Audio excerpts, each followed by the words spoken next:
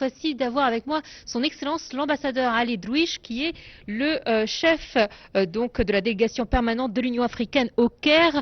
Nous sommes en plein sujet là. Bonjour et merci d'avoir accepté notre invitation à cette interview. Bonjour, merci, c'est le plaisir est pour moi. Alors, c'est vrai que l'Union africaine, on est en plein dans le mille. Vous êtes la personne qu'il nous faut pour parler de l'état de cette union, de cette unité africaine. Quel est le message justement que vous souhaiteriez adresser à l'Afrique à l'occasion de cette journée? Merci. En ce jour de célébration de la journée de l'Afrique, bien sûr, on doit rester toujours optimiste. Nous réitérons notre solidarité, notre espoir, nos attentes d'une Afrique toujours meilleure et pour une Afrique développée, débarrassée de ces conflits, de ces crises, de ces situations parfois difficiles auxquelles elle fait face. Mais comme vous l'auriez constaté certainement, l'Afrique avance à pas sûrs et bien sûr dans le cadre de l'agenda 2063, certainement nous atteindrons nos objectifs, nous arriverons à nos aspirations et surtout aux aspirations des peuples africains.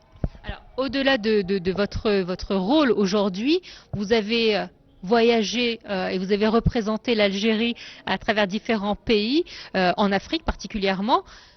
Quel est l'état d'esprit que vous avez remarqué ou quels sont les progrès justement que nous avons faits dans le continent africain?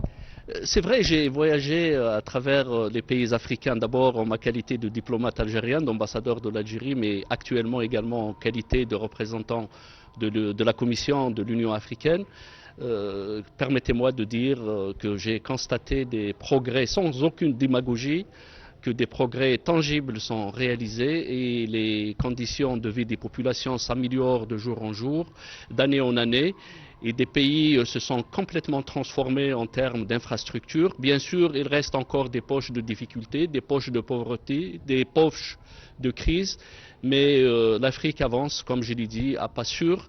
Et beaucoup de pays qui sont aujourd'hui, j'allais dire, un peu qui tiennent le leadership de l'Afrique, tirent vers le haut le continent africain, y compris donc les difficultés auxquelles font face certains pays qui sont actuellement en crise, qu'on ne doit pas toujours oublier, qu'on doit à chaque fois, bien sûr, s'atteler à régler les problèmes.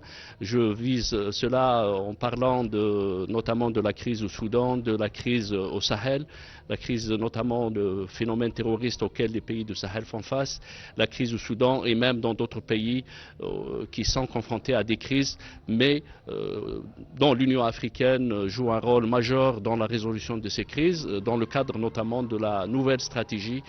Les problèmes africains doivent être réglés par les Africains eux-mêmes. Justement, ces crises-là sont nées de la pauvreté.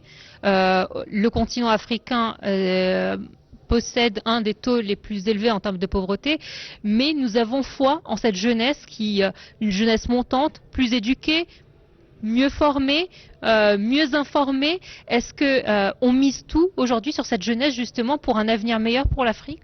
Oui, certainement, parce que la jeunesse d'aujourd'hui n'est plus la jeunesse des années 60. La jeunesse d'aujourd'hui est une jeunesse globalisée, mondialisée, et bien entendu, elle a des aspirations qui n'ont rien de différent avec les aspirations des jeunes des pays occidentaux ou des pays développés.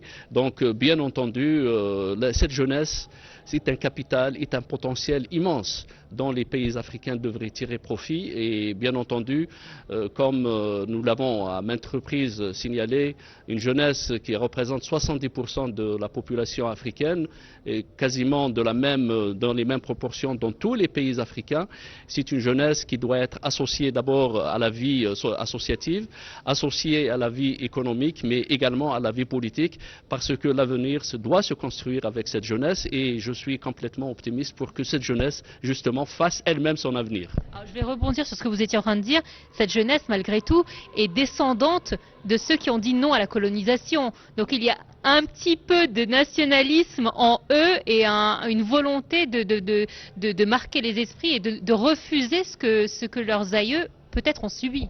Non, bien entendu, c'est une jeunesse digne héritière également de ses aïeux. C'est une jeunesse qui a hérité des principes révolutionnaires, des principes de libéralisation, des principes rejet de la colonisation et donc aujourd'hui c'est une jeunesse mature, complètement prête à prendre ses responsabilités. C'est pour ça que nous lui faisons complètement confiance pour guider et conduire les destinées du continent. Une dernière question concernant l'agenda 2063, il est très ambitieux et effectivement l'Afrique mise tout sur cet agenda-là. Où en est-on justement?